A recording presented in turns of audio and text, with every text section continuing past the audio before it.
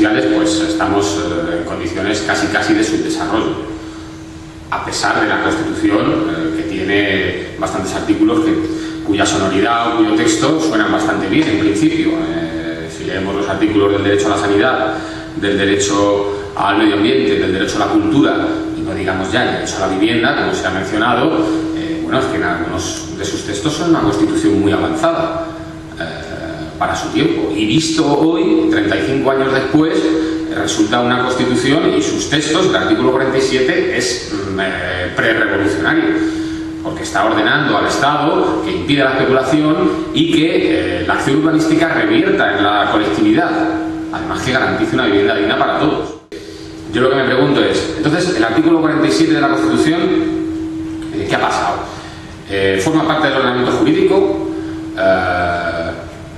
¿Lo habéis derogado en algún momento? Es que ha habido un momento, a lo mejor me lo perdí yo también, en el año 79, en el 80, en el 81, hubo alguna norma que derogó una parte de la Constitución. ¿O es que nunca entró en vigor? A lo mejor estamos en un periodo de esos que llaman los de derecho, perdonad que hable con un poco de jerga, pero lo llaman vacatio legis. Vacatio legis es una norma que se aprueba, se publica, pero da un plazo por el cual no va a entrar en vigor hasta no sé cuándo, ¿no? Se da ahí, eso es como la ley de vacaciones. Pues el derecho a la vivienda en España está como de vacaciones, que lleva 35 años así. En España, en ausencia de ordenamiento jurídico sobre la vivienda, lo que regula la vivienda a efectos reales es el mercado.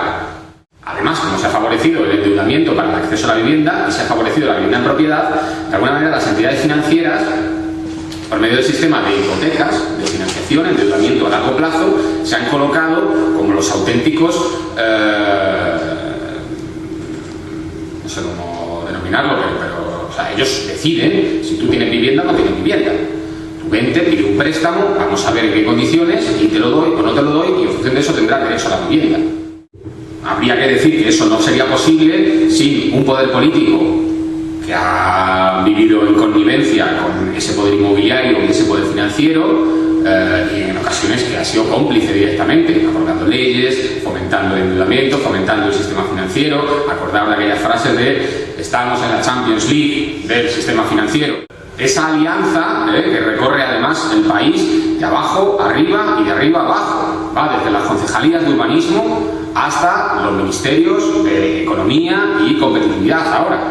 Esto lo que está reflejando es que existe una alianza, o sea, existe una penetración total entre poder financiero y poder político.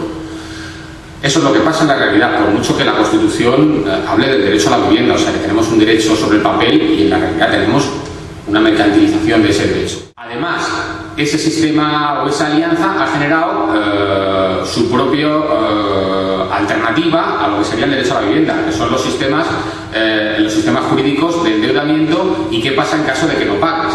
Y aquí vamos al problema del estallido de la burbuja y las ejecuciones hipotecarias. La ejecución hipotecaria es un sistema rápido de obtención de saldar la deuda, sacando la casa a subasta, que servía de garantía para el préstamo, y además que si no se cubre con lo que valga la vivienda, bueno, pues seguiré yendo a por ti a cobrarte todo lo que quede por los restos, y pagarás tus deudas con todos tus bienes presentes y futuros. Bueno, dentro de toda esa situación de emergencia habitacional que se produce a partir del año 2008 con el estallido de la crisis, bueno, pues empieza el problema de los desahucios, ¿no? Al principio de una manera invisibilizada, y a medida que son los propios afectados, las víctimas de ese expolio, las que se van organizando, pues empieza a visibilizarse más o menos. Sin embargo, todavía a día de hoy no contamos con datos oficiales sobre el número de desahucios que afectan a primera vivienda en España.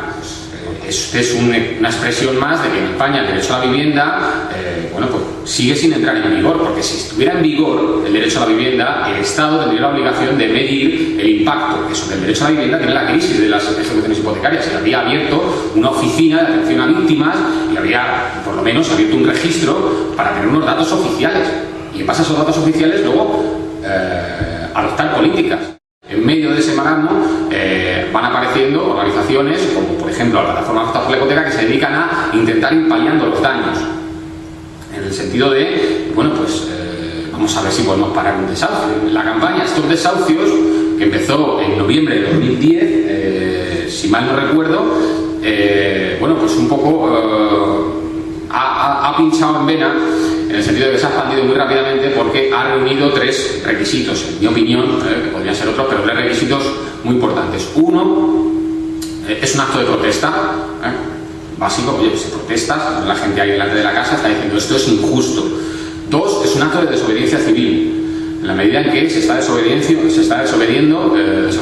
una norma, se está diciendo no, esa orden judicial vamos a impedir que se cumpla, es un acto de desobediencia civil. Y 3, y esto es lo más importante, es que resuelve el problema, o resuelve, o al menos palía y merma mucho el daño que se va a producir. Entonces, esas 3 características convierten o han convertido la campaña contra desahucios en algo que se ha expandido como una mancha de aceite por todo el país. Ha sido la ampliación y la masificación de estas actuaciones. En la actualidad creo que hay más de 900 desahucios parados en todo el Estado que estén contabilizados.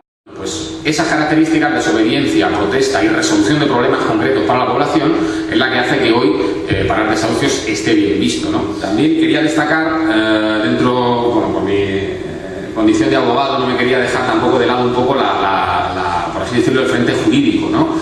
Bastante importante y que en cierta manera nos trae hoy aquí. Dentro de toda esta actividad de primeros auxilios y intentar paliar los daños de la crisis habitacional, el estallido de la burbuja, etcétera, etcétera, también nos ha dado tiempo a ir poco a poco a plantearnos la cuestión de fondo sobre el problema. Hay un montón de resoluciones a nivel internacional y a nivel interno que nos están hablando de que esto no se puede producir, cómo es posible, ¿no?